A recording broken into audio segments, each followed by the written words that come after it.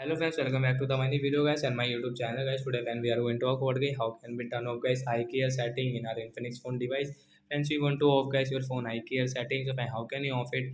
Today friends, I will show you. I will tell you in this video. So friends, now let's see how can we off iPhone icare setting in our Infinix phone device. Today friends, I will show you. I will tell you in this video. So friends, now let's see how can we off guys phone icare setting. So first of all guys, we will on our phone setting guys. After on phone setting, I scroll it. Friends, you can see guys phone display and brightness guy. We will tap here. Then guys scroll. Friends, you can see your eye care setting guy. We will tap on guys phone eye care.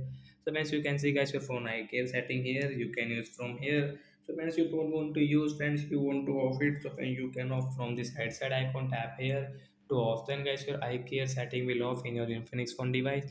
And your skin color will normal.